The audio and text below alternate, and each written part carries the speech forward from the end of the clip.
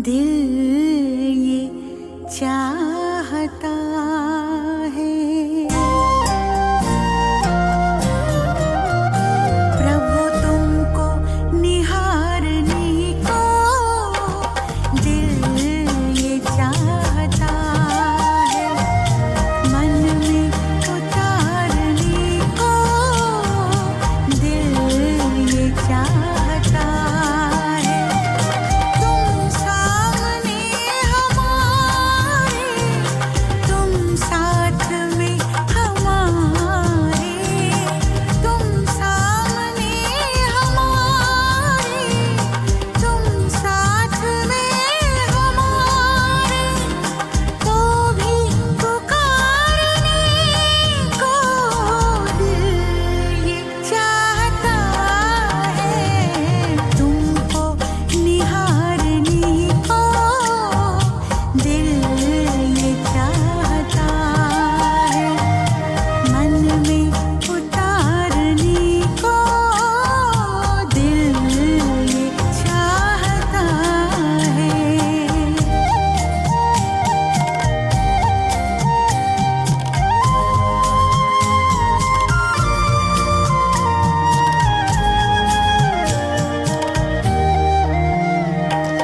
ये ज्योति बिंदु प्यारा,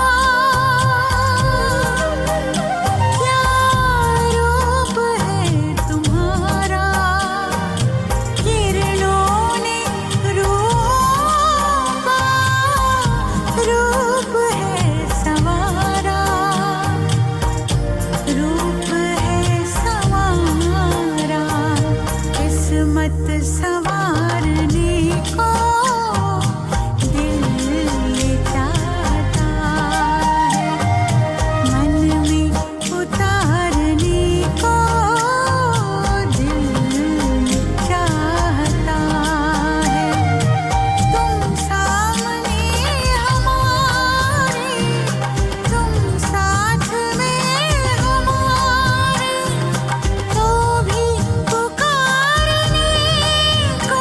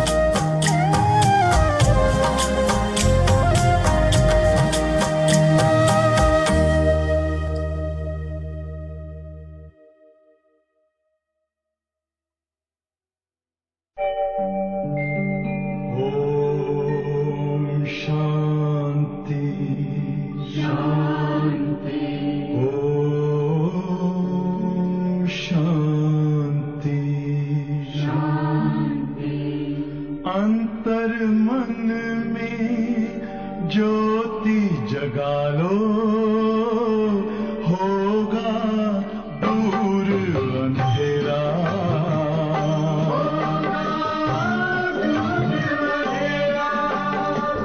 शिव का कर लो ध्यान, आ रहा पावन पुण्य सवेरा।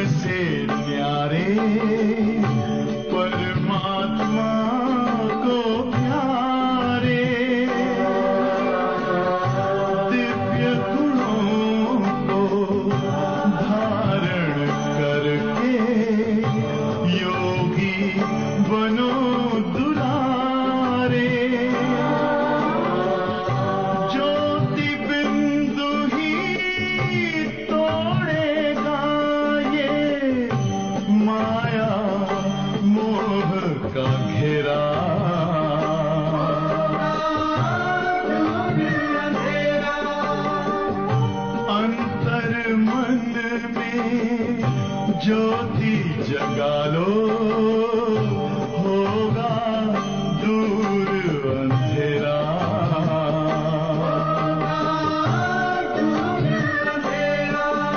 ओम शांति, ओम शांति, ओम शांति।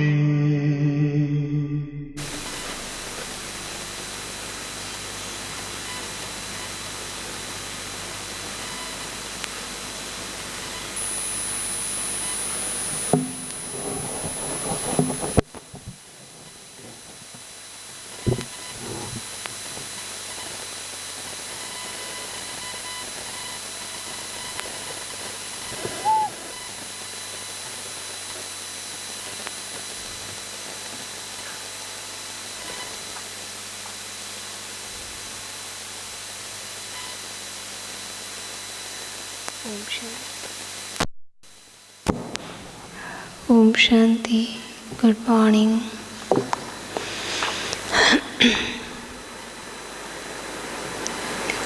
कल की मुरली में था ज्ञानी तो आत्मा प्रिय है, और बाबा ने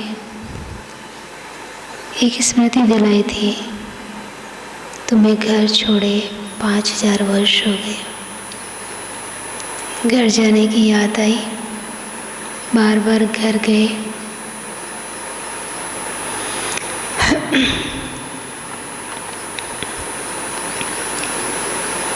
बाबा ने कहा कि वानप्रस्थ अवस्था है अभी, तो वानप्रस्थ अवस्था वैसे दुनिया में तो किसी की भी नहीं होती, क्योंकि गृहस्थी से ही शरीर पंखा नहीं चाहिए।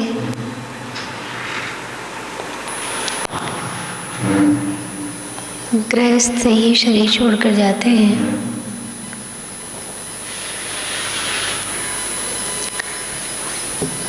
लेकिन वैसे देखा जाए तो दुनिया में सभी की वानप्रस्थ अवस्था है, मतलब घर जाने का समय हो गया है। आज बाबा ने हमें खबरदारी से पढ़ना और पढ़ाना है। इसके लिए नशा, निरंतर याद और सेवा करनी पड़ेगी।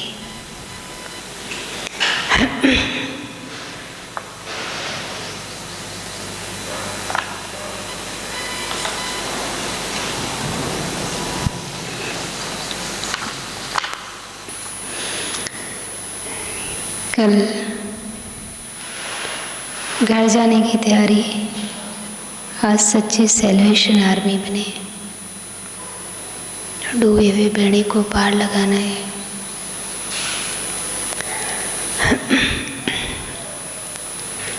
ओम शांति। मीठे बच्चे सच्ची सैल्वेशन आर्मी बन सबको इस पाप की दुनिया से पुण्य की दुनिया में ले चलना है।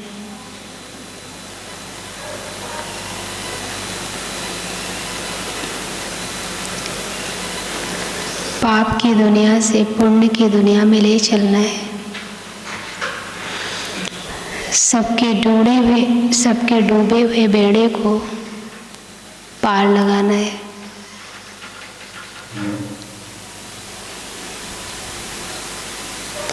सबके डूबे हुए बेड़े को पार लगाना है। प्रश्न, कौन सा निश्चय हर एक बच्चे की बुद्धि में नंबरवार बैठता है? कौन सा निश्चय हर एक बच्चे की बुद्धि में नंबरवार बैठता है? कौन सा निश्चय हर एक बच्चे की बुद्धि में नंबरवार बैठता है?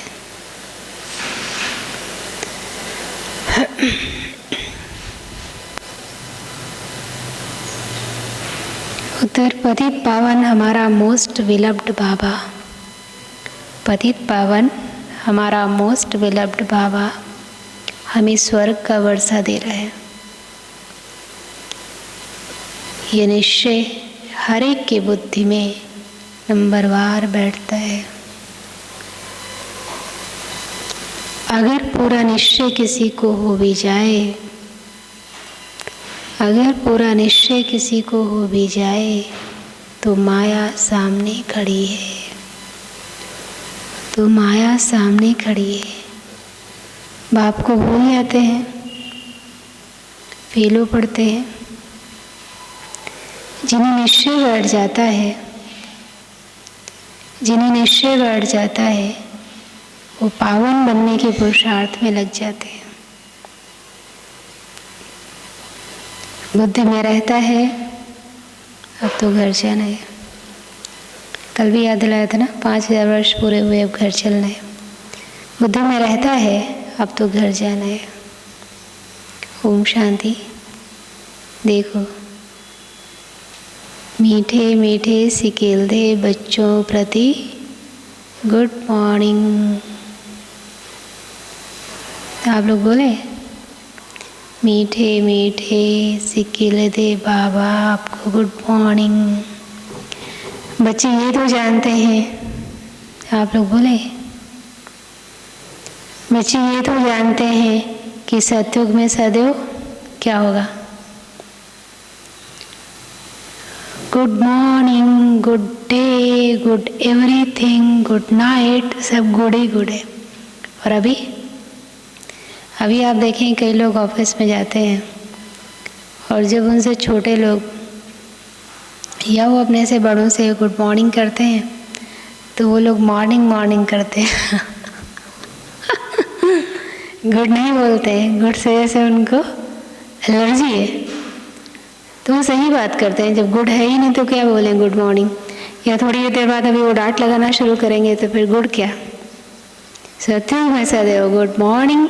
अभी आप देखें, रात भर नींद नहीं आई किसी को, अब उसको सुबह उठने का मन नहीं करता तो क्या, तो वो कहता है ना, ये जल्दी सुबह क्यों हो गई?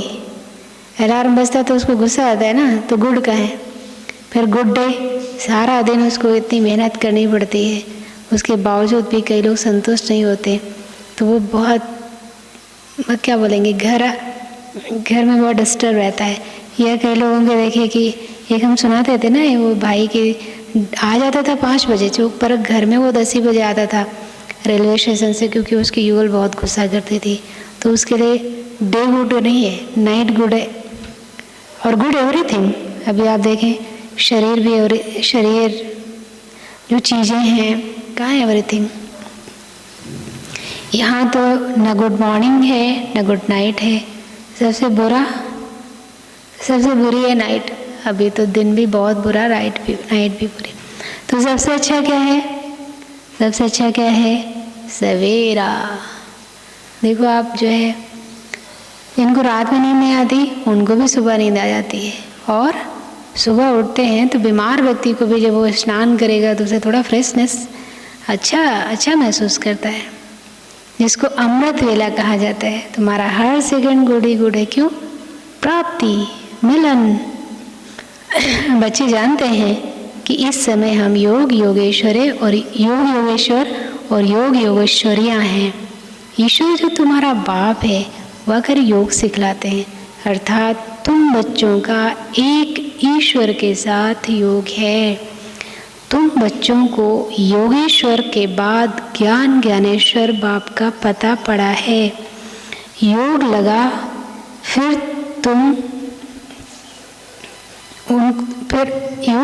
बाप तुमको सारे चक्र की नॉलेज समझाते हैं। तुम बच्चों को योगेश्वर के बाद ज्ञानेश्वर बाप का पता पड़ा है। मतलब जैसे पहले तो भगवान को लोग कहते थे याद करो, तो सिर्फ उसको याद करना मतलब ईश्वर को याद करने की बात थी। लेकिन फिर बाद में अभी हमको समझ में आया कि ईश्वर ही हमें हर चीज़ का ज्ञान देता है। हर चीज़ मतलब स्वयं का, मेरा, घर का। ईश्वर बाप बच्चों को आकर ज्ञान और योग सिखलाते हैं। कौन सा ईश्वर? निराकार बाप। अब बुद्धि से काम लो। गुरु लोगों की तो बहुत मत है। कोई कहेंगे कृष्ण से योग लगाओ, फिर उनका चित्र भी देंगे कोई, और साईं बाबा, कोई महर्षि बाबा, महर्षि योगी थे ना, विदेश में उनका योग चलता था, ट्रांसेंडेंटल मेडिटेशन। उसमें जो है एक दीवार पर बिंदु बनाकर उस पर मन एकाग्र करना होता था। एक बड़ा गोला, फिर उसके अंदर मन को एकाग्र करो, सारे तरफ से हटा के, फिर उसके अंदर एक छोटा, फिर वहाँ से हटा के वहाँ, फिर ऐसा धीरे धीरे एक पॉइंट पे आ जाते थे। कोई मुसलमान का, कोई पारसी का, सबको बाबा बाबा कहते रहते हैं। पीर बाबा कहेंगे सब भगवान ही भगवान है। अब तुम जानते हो मनुष्य भगवान हो नहीं सकता। लक्ष्मी नारायण को भी भगवान भगवती नहीं कह सकते। भगवान तो एक निराकार है, वो तुम सब आत्माओं का बाप है। उनको कहा जाता है शिव बाबा। तुम्हें जन्म जन्मांतर सत्संग करते आए कोई न कोई सन्यासी, साधु, पंडित आदि जरूर होंगे। लोग जानते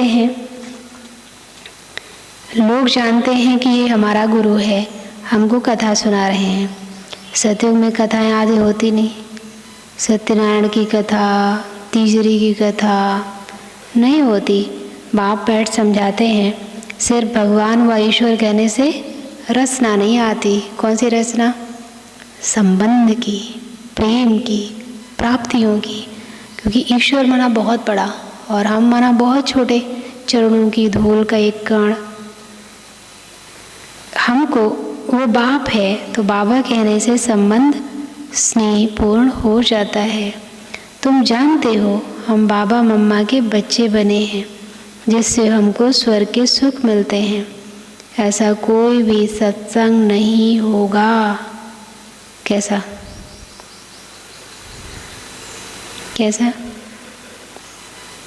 जो समझते हो कि हम इस सत्संग से मनुष्य से देवता व नरकवासी से स्वर्गवासी बनते हैं। अभी तुम्हारा सत बाप के साथ संग है और सबका असत्य के साथ संग है। असत्य के साथ संग कहा जाता है। असत्य का मतलब है कि देह समझते हैं ना, अगर गुरु जी को भी याद करते हैं तो भी देह को ही देखकर कहते हैं हमारे गुरु जी हैं, तो देह के लिए तो कहता है झूठी माया झूठी काया। गाया भी जाता है सत संग तारे जिस्मानी संग बोरे। बाप कहते हैं आत्मा अभिमानी देही अभिमानी बनो। मैं तुम बच्चों आत्माओं को सिखाता हूँ। ये रूहानी नॉलेज रूहों प्रति सुप्रीम रूह आकर देते हैं। बाकी सब है भक्ति मार्ग, वो कोई ज्ञान मार्ग नहीं है। बाप कहते हैं मैं सब वेदों शास्त्रों को सृष्टि के आदि मध्य अंत को जानने वाला हूँ। अथॉरिटी मैं हूँ, वो है भक्ति मार्ग की अथॉरिटी। बहुत शास्त्र आदि पढ़ते हैं तो उनको कहते हैं शास्त्रों की अथॉरिटी। उधर डिग्री मिलती है ना शास्त्री जी की, किसी को सरस्वती भी कहते हैं। तुमको बाप सच आकर सुनाते हैं, अभी तुम जानते हो सत का संग तारे। झूठ का संग डुबोए, अब देह का संग किया तो क्या हुआ? 5 तत्वों का होगा ना, भौतिक, फिर उसमें कितनी अमीर मोटा काला हिंदू लंबा गोरा। अब बाप तुम बच्चों द्वारा भारत को सेल्वेश कर रहे हैं। तुम हो रूहानी सेल्वेशन आर्मी, सेल्वेश करते हैं। बाप कहते हैं कि भारत जो स्वर्ग था वो अब नर्क बना है, डूबा हुआ है। बाकी कोई ऐसा सागर के नीचे नहीं है। दिखाते ना कि सोने की द्वारिका नीचे से ऊपर निकल आई। तुम सतो प्रधान से तमो प्रधान में, समय ऐसे चलता है।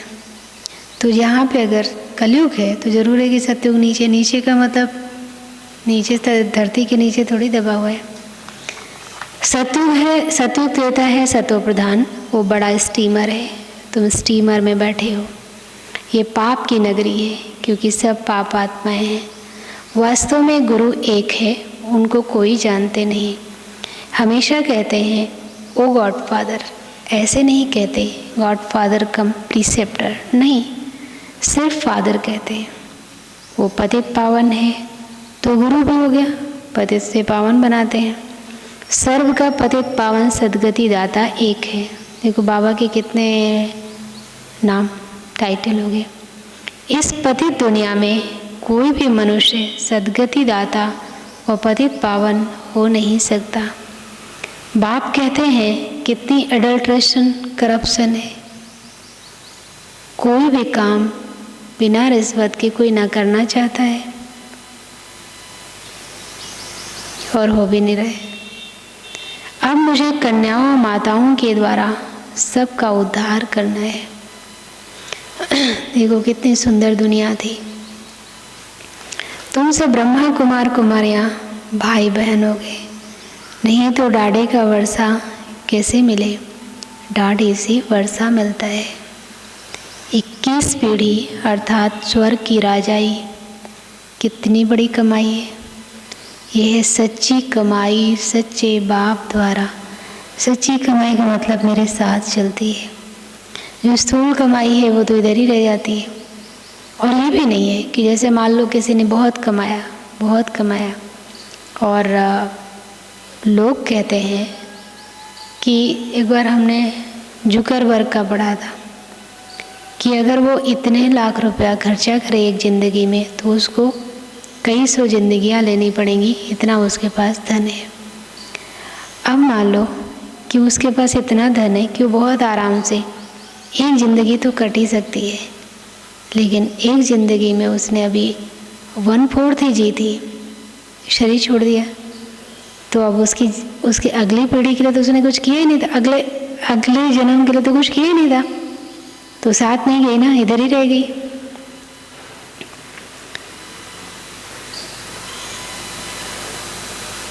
बाप भी है, शिक्षक भी है, सतगुरु भी है, प्रैक्टिकल में करके दिखाने वाला है। ऐसा नहीं सिर्फ नाम का बाप है, नाम का शिक्षक है, नहीं, परम धाम से आते हैं, हमें पढ़ाते हैं, हमारी सदगति करते हैं।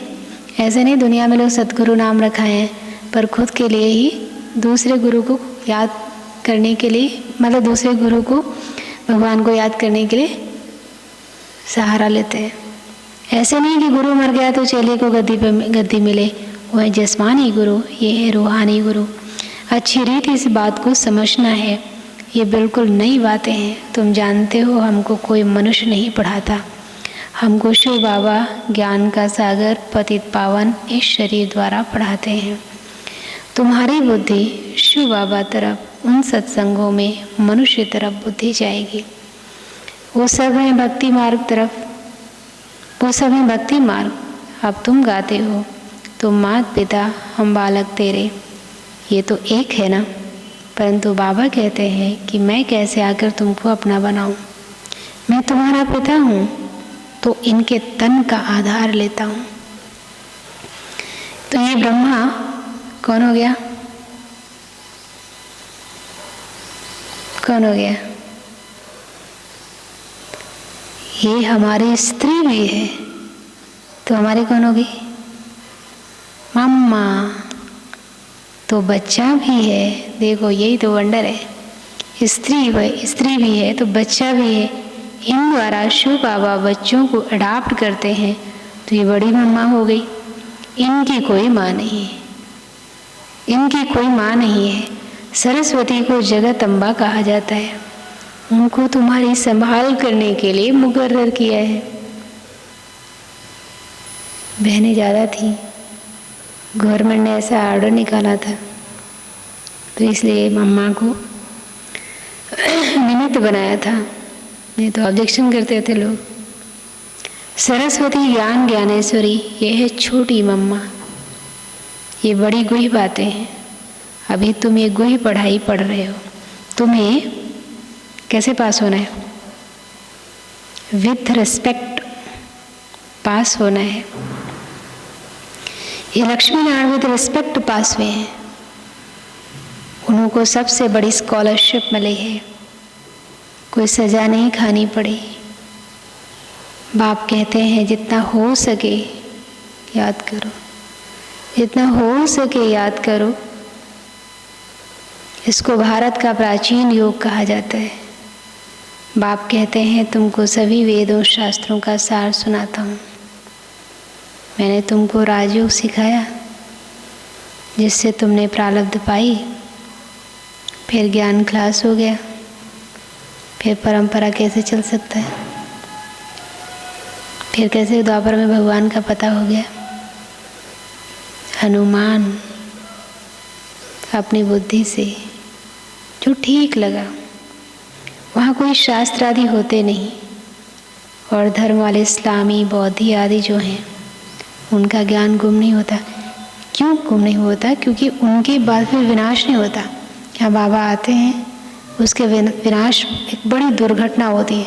जैसे आपने कई बार फिल्मों में देखा होगा कि कोई दुर्घटना हुई तो उनकी याददाश्त चली गई, फिर दुर्घटना हुई तो याददाश्त वापस आ गई। मुझे कोई बता रहा था कि कोई व्यक्ति गिर गया था तो उसका पूरा डेड हो गया था शरीर। हॉस्पिटल में रुकने के लिए जो रुक रहे थे उन्होंने कहा कि आज हमें काम है, तो किसी घर के दूसरे मेंबर को रोका। अब वो कहीं गया होगा या सो गया होगा, वो कुछ उलट रहे थे और वो नीचे गिर गए। नीचे गिर गए तो वो ठीक हो गए, कोई नस उनकी दब गई होगी जिससे वो नीचे सर्कुलेशन नहीं हो रहा होगा, और वो गिर गए तो वो खुल गया। तो ऐसे ही हमने फिल्मों में या सीरियल्स में देखा। तो ऐसे ही एक महाविनाश रूपी बहुत बड़ी दुर्घटना होती है, तो उसके बाद सब भूल जाता है। फिर 2500 साल की ज़रूरत नहीं पड़ी। जैसे आप देखें कि जो भी शरीर छोड़ता है वो जब दूसरा जन्म लेता है तो कोई उसकी दुर्घटना ऐसी नहीं हो रही है, लेकिन फिर भी उसको बहुत सारी बातें याद होने के बावजूद भी जब बच्चा बड़ा होता है उसे कुछ याद नहीं रहता। या जो पुनर्जन्म की घटनाएं बताते भी हैं वो 5-6 साल के बाद भूल जाते हैं, क्योंकि उसके बाद यहाँ की उनको बार बार बातें याद दिलाई जाती हैं। जैसे न किसी का नाम रमेश हो और यहाँ उसका अनिल रखा गया हो, बेटा अनिल, तुम अनिल हो, तुम्हारा क्या नाम है? अनिल। अब उसको याद आता कि नहीं मैं रमेश हूँ, लेकिन वो धीरे धीरे रमेश को कोई बुलाता नहीं तो भूल जाता है। तो 2500 साल का अंतराल विनाश रूपी एक बड़ी दुर्घटना जिस कारण से हमको याद नहीं रहा। बाप कहते हैं उनका ज्ञान गुम नहीं होता, उन्हों का परंपरा चलता है, सबको मालूम है बाप, परंतु बाप कहते हैं कि मैं तुमको जो ज्ञान सुनाता हूँ वो कोई नहीं जानते। भारत दुखी बन जाता है, उनको आकर सदा सुखी बनाता हूँ।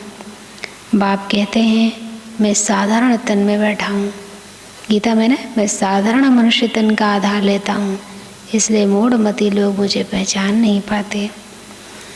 उनको आकर सदा सुखी बनाता हूँ।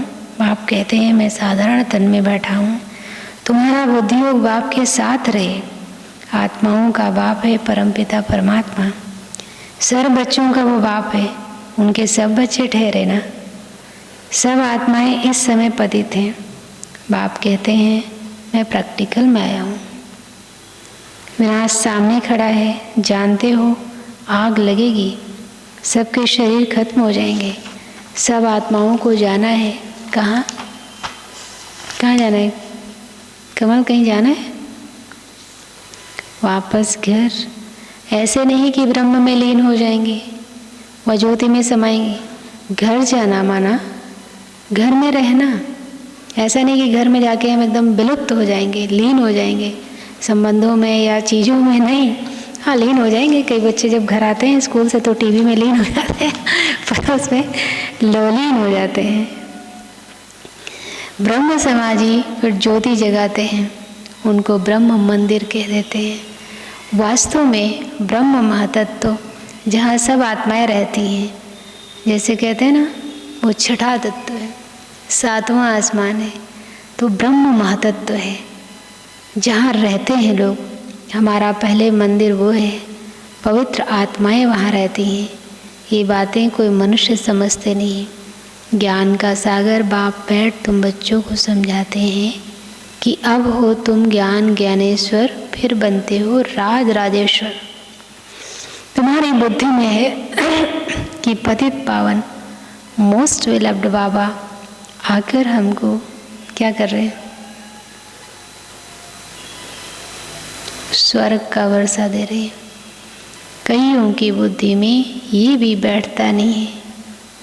इतने बैठे हैं, इनमें कोई 100% निश्चय बुद्धि नहीं है। कोई 80% है, कोई 50% है, कोई वो भी नहीं। अपने अपने आप निकालो।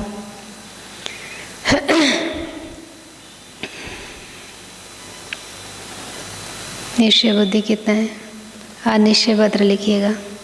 कल बाबा आने वाला ना 24 को, तो आज लिखिएगा पत्र निश्चय और कल बाबा को दीजिएगा। वैसे से निश्चय यहाँ बैठे तो सबको निश्चय है, लेकिन जब कोई बात होती है, जब कोई परिस्थिति आती है, विघ्न आता है, तब निश्चय हिल जाता है। नंबरवार जरूर है, बहुत हैं जिनको निश्चय नहीं है। कोशिश करते हैं कि निश्चय हो जाए, अच्छा निश्चय हो भी जाए, हो जाता है ना कई बार। जैसे यहाँ देखो बैठे हैं सभी निश्चय है ना, हो भी जाए, परंतु माया कड़ी है, बाबा को भूल जाते हैं। ये ब्रह्मा खुद कहते हैं कि मैं पूरा भगत था, 63 जन्म भक्ति की है, तुमने भी 63 जन्म भक्ति की, 21 जन्म सुख पाया, फिर भगत बने हो। भक्ति के बाद है वैराग्य। सन्यासी लोग भी ये अक्षर सब कहते हैं कि ज्ञान, भक्ति और वैराग्य। उन्हों को वैराग्य आता है घर बार से, उसको हद का वैराग्य कहा जाता है, और तुम्हारा है बेहद का वैराग्य। सन्यासी घर बार छोड़ जंगल में चले जाते हैं। अब तो कोई जंगल में है ही नहीं, सब कुटियाएँ खाली पड़ी हैं। देखो किसका दिखाते हैं? गोपीचंद पहाड़ के ऊपर एकदम किनारे सब कुटियाएँ खाली पड़ी हैं। एक तो जंगल नहीं, दूसरा रहने वाले नहीं, क्योंकि पहले सतो प्रधान थे, अब वो तमो प्रधान हो गए। देखो पहले जो देवियाँ होती थी ना, पहाड़ों के ऊपर, कितनी ऊंची पर वैष्णो देवी देखी, नैना देवी देखी। और उधर कौन है? ऋषिकेश की तरफ कौन सी देवी है? कितनी दूर दूर जाते हैं ऊपर चढ़कर। और एक देवी है गली गली ठेले पर चुन्नी ओढ़ के आ जाती मांगने के लिए। बताओ क्या पुरुषार्थ रहा होगा। ये घर घर जाके मांगना पड़ता है। तो एक उनमें पावर है कि यहाँ से दौड़े चले जाते लोग।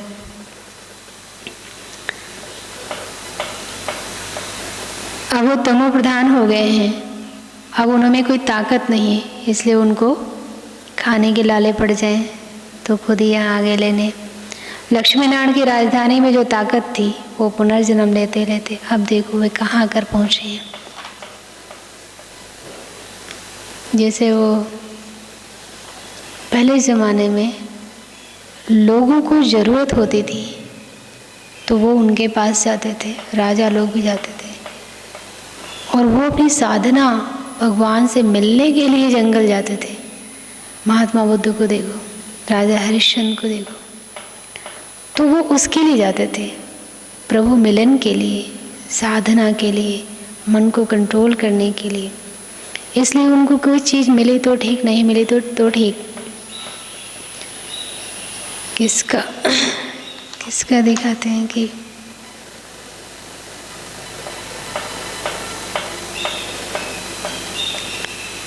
अब वो तमो प्रधान हो गए हैं, अब उनमें कोई ताकत नहीं है। लक्ष्मी नारायण की राजधानी में जो ताकत थी वो पुनर्जन्म लेते लेते अब देखो वे कहाँ आकर पहुँचे हैं, कुछ भी ताकत नहीं है। यहाँ की गवर्नमेंट भी कहती है हम धर्म को नहीं मानते, धर्मनिरपेक्ष कहते हैं ना। धर्म में ही बहुत नुकसान है, लड़ते झगड़ते कॉन्फ्रेंस करते रहते कि सभी धर्म वाले एक मत हो जाए। अभी कैसे हो जाएंगे? एक तो है ही नहीं ना, तो कैसे हो जाए? और धर्म जो है वो कोई भी लड़ाई नहीं सिखाता, पर धर्म नहीं मानते इसलिए लड़ाई करते। लेकिन पूछो एक कैसे हो सकेंगे? अभी तो सब वापस जाने वाले हैं, बाबा आया है, ये दुनिया अब कब्रिस्तान बननी है, बाकी ये तो वैरायटी झाड़ है, सो एक कैसे होगा? कुछ भी समझते नहीं। भारत में एक धर्म था, उनको कहा जाता अद्वैत मत वाले देवता हैं। द्वैत माना दैत्य। बाबा कहते तुम्हारा यह धर्म बहुत सुख देने वाला है, तुम जानते हो कि पुनर्जन्म ले हमको फिर 84 जन्म भोगने हैं। निश्चय हो कि हमने ही 84 जन्म भोगे हैं। बाबा 18 तारीख को भी कह रहे थे ना कि लोग कहेंगे हमने थोड़ी 84 जन्म लिए हैं। बाबा कह रहे जो हमारे कुल का होगा इस तरह की बात नहीं करेगा। हमको ही जाना है, निश्चय हो कि हमने 84 जन्म भोगे, हमको ही जाना है और फिर आना है। भारतवासियों को ही समझाते हैं कि तुमने 84 जन्म पूरे किए हैं, अब तुम्हारा ये बहुत जन्मों के अंत का जन्म है। सिर्फ एक को नहीं कहते, पांडव सेना को समझाते हैं कि तुम पंडे हो, पंडे माना गाइड, तुम रूहानी यात्रा सिखलाते हो, इसलिए पांडव सेना कहा जाता है। राज्य अब ना कौरवों का ना पांडवों का है, वो भी प्रजा तुम भी प्रजा हो। कहते हैं कौरव पांडव भाई भाई, पांडवों की तरफ है परमपिता परमात्मा। तो क्या बोला कि जिधर धर्म है और स्वयं भगवान है वहीं जीत है। बाप ही आकर माया पर जीत पहनना सिखलाते हैं। तुम आदि सनातन देवी देवता धर्म वाले अहिंसक हो, अहिंसा परमो धर्म। मुख्य बात है काम कटारी नहीं चलाना है। भारतवासी समझते हैं, क्या समझते हैं? कौन सी कटारी नहीं चलाना है भारत में? किस चीज़ के लिए? एक बार कौन कह रहा था, सचिन भाई, कि कोई विदेशी आया था भारत, उसने कहा कि यहाँ कितना गरीबी है, खाने को नहीं मिलता, पर गाय तो फ्री घूम रही है, मतलब गाय भोजन है। भारतवासी समझते हैं कि गौ का कोष ना करना यही अहिंसा है, परंतु बाबा कहते हैं काम कटारी नहीं चलाओ, इनको ही बड़े ते बड़ी हिंसा कहा जाता है। सत्युग में न काम कटारी न लड़ाई झगड़ा, इसलिए गीता में कामेश क्रोधेश काम क्रोध नरक का द्वार। सिर्फ काम नहीं, क्रोध को भी। यहाँ तो दोनों हैं। काम कटारी ही आदि मध्य अंत दुख देती है, तुम सीढ़ी उतरते हो। 84 जन्म तुम भारतवासियों ने लिए हैं। इन लक्ष्मी नारायण का राज्य था, फिर पुनर्जन्म लेते हो। एक एक जन्म, एक एक पौड़ी है। यहाँ से तुम एकदम जंप मारते हो ऊपर। उतरे 5000 साल में, पर अभी चढ़ जाएंगे एक जन्म में। एक जन्म में भी कहाँ, 84 पौड़ियाँ उतरने में तुमको 5000 वर्ष लगते हैं। और यहाँ से फिर तुम सेकंड में चढ़ जाते हो। सेकंड में जीवन मुक्ति कौन देता? बाप। आप सब एकदम पट में पड़े हैं। अब बाप कहते हैं सिर्फ मुझे याद करो, ये बुद्धि में याद रखना है। अब नाटक पूरा हुआ, हमको वापस घर जाना है। हमको अपने बाप को और घर को याद करना है। पहले बाबा को याद करो, वही तुमको घर का रास्ता बताते हैं। घर को भी किस लिए याद करना है? वहाँ बाबा है, जाना है, तैयारी करनी है। बाप की याद से विकर्म विनाश होंगे। ब्रह्म को याद करने से क्या फायदा नहीं है। एक भी पाप नहीं कटेंगे, एक भी पाप नहीं कटेंगे। किया तो इतना दिन, और दोपहर के बाद कलयुग आ गया। पतित पावन परमात्मा ही है, वो कैसे पावन बनाते हैं ये दुनिया में कोई समझ नहीं सकते। कोई आकर चमत्कार नहीं कराते, या शंकर की जटा से गंगा नहीं बहाते।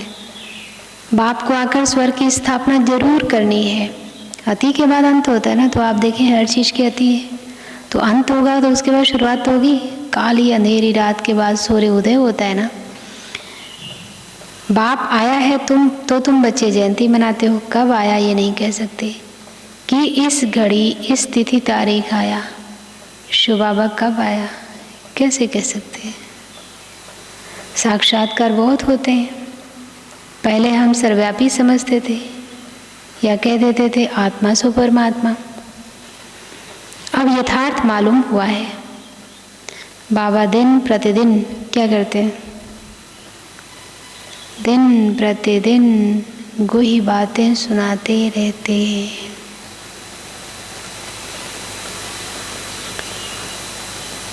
तुम साधारण बच्चे कितनी बड़ी नॉलेज पढ़ रहे हो। देखो,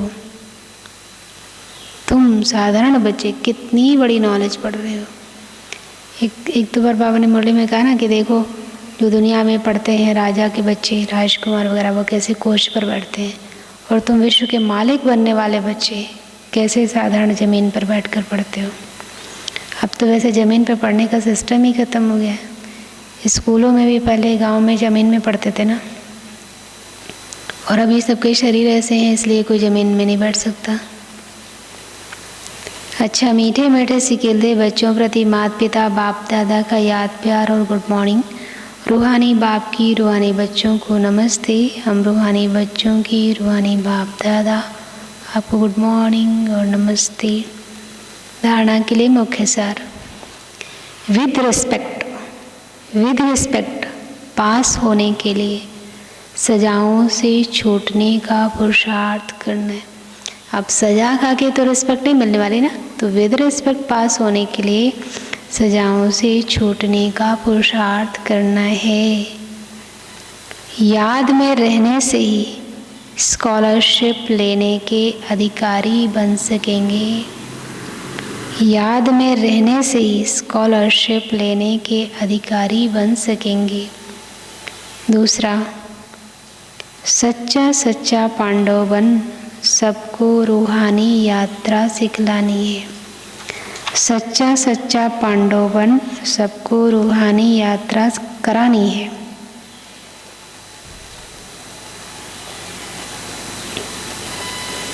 किसी भी प्रकार की हिंसा नहीं करनी है। किसी भी प्रकार की हिंसा नहीं करनी है। कल का वरदान याद करो, कुछ साधारणता था।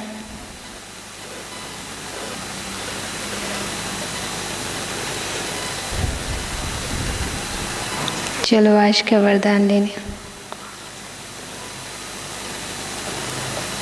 हम सभी चलेंगे मधुबन हिस्ट्री हॉल। सामने बाबा की गद्दी, बैठे हैं बाबा ब्रह्मातन में। प्यार का सागर अपनी प्यार भरी निगाहों से हमें पावर दे रहे हैं। वरदानी हाथ मेरे सिर पर रख मुझे वरदान दे रहे हैं।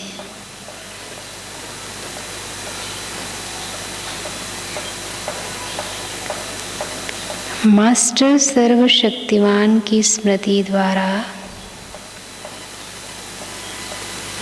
माया जीत सो जगत जीत विजयी भव। जो बच्चे बहुत सोचते हैं कि पता नहीं माया क्यों आ गई, तो माया भी घबराया हुआ देख और वार कर लेती है। इसलिए सोचने के बजाय मास्टर सर्वशक्तिमान की स्मृति में रहो तो विजयी बन जाएंगे। विजयी रत्न बनाने के निमित्त ही ये माया के छोटे छोटे रूप हैं।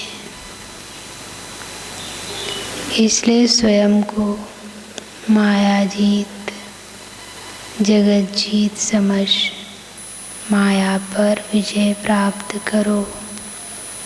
कमजोर मत बनो, चैलेंज करने वाले बनो। महसूस करो मेरे सिर पर हाथ रख बाबा अपनी समस्त शक्तियाँ प्रवाहित कर रहे हैं। मेरे मस्तक पर लिख दिया है मास्टर सर्वशक्तिवान भव।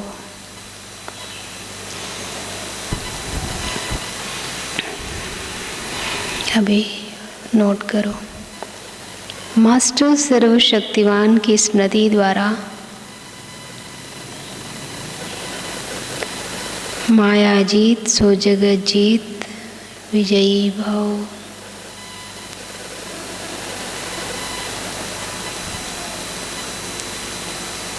जो बच्चे बहुत सोचते हैं कि पता नहीं माया क्यों आ गई, तो माया भी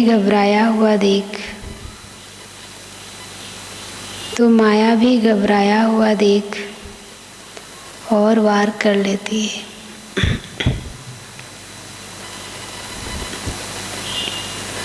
इसलिए सोचने के बजाय सदा मास्टर सर्वशक्तिवान की स्मृति में रहो।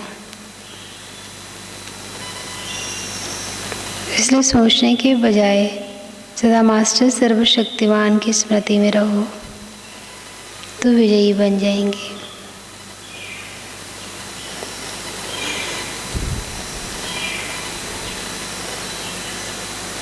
विजयी रत्न बनाने के निमित्त ही ये माया के छोटे छोटे रूप हैं। विजयी रत्न बनाने के निमित्त ही ये माया के छोटे छोटे रूप हैं। बाबा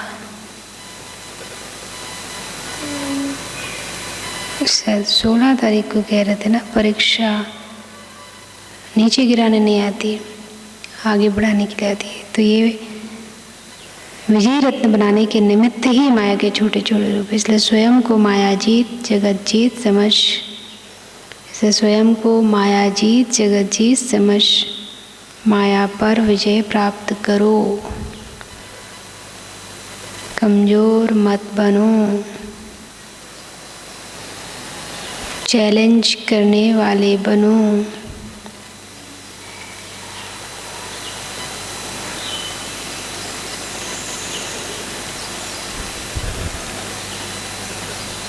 कल का स्लोगन,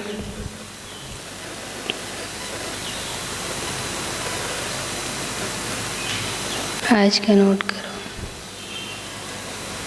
हर आत्मा से शुभ आशीर्वादें प्राप्त करनी है। हर आत्मा से शुभ आशीर्वादें प्राप्त करनी है तो बेहद की शुभ भावना और शुभ कामना में स्थित रहो। हर आत्मा से शुभ आशीर्वादें प्राप्त करनी है तो बेहद की शुभ भावना और शुभ कामना में स्थित रहो। मुरली का सार था, मीठे बच्चे सच्चे सैल्वेशन आर्मी बन सबको इस पाप की दुनिया से पुण्य की दुनिया में ले चलना है। सबके डूबे हुए बेड़े को पार लगाना है। प्रश्न कौन सा निश्चय हर एक की बुद्धि में नंबरवार बैठता है?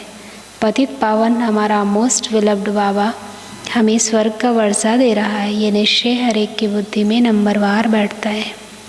अगर पूरा निश्चय किसी को हो भी जाए तो माया सामने खड़ी है, बाप को भूल जाते हैं। वे लोग पढ़ते हैं जिन्हें निश्चय बैठ जाता है वो पावन बनने के पुरुषार्थ में लग जाते हैं। बुद्धि में रहता है क्या अब तो घर जाना है। अच्छा, सैल्वेशन आर्मी बनकर डूबे हुए बेड़ी को पार करना है और मास्टर सर्वशक्तिमान की स्मृति से माया जीत व जगत जीत विजयी बनने का पुरुषार्थ।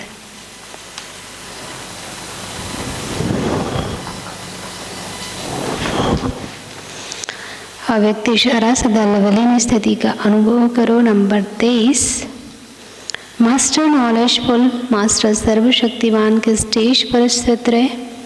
भिन्न भिन्न प्रकार की क्यू से निकल बाप के साथ सदा मिलन बनाने की लगन में अपने समय को लगाओ और लवलीन स्थिति में रहो तो और सब बातें सहज समाप्त हो जाएंगी। फिर आपके सामने आपकी प्रजा और भक्तों की क्यू लगेगी। इसमें भी मास्टर नॉलेजफुल के स्टेज।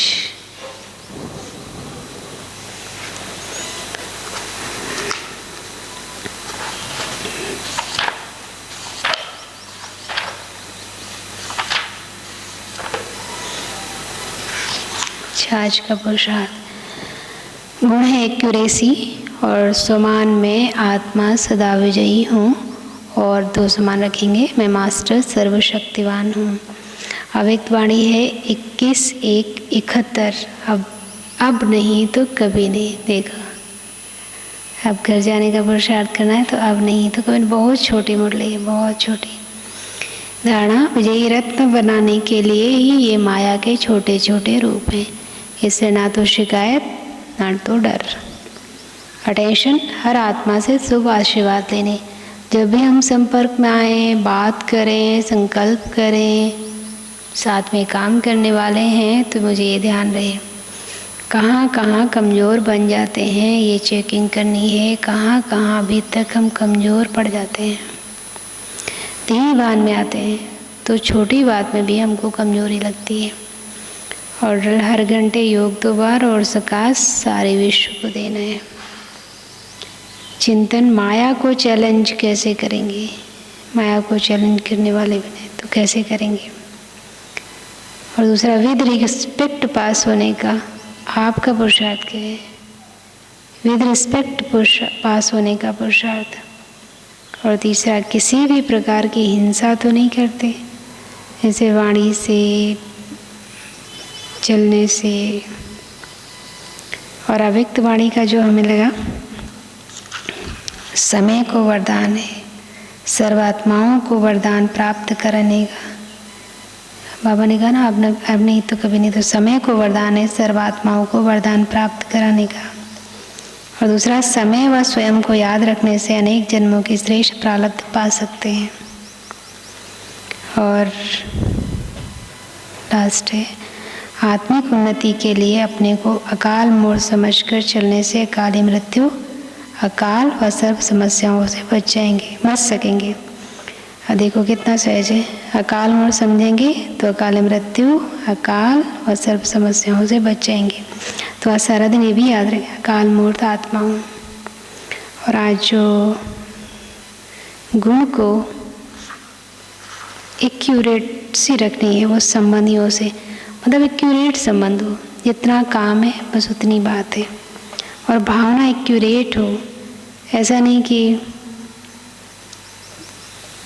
भावना बहुत ज़्यादा हो गए, मोह हो गया,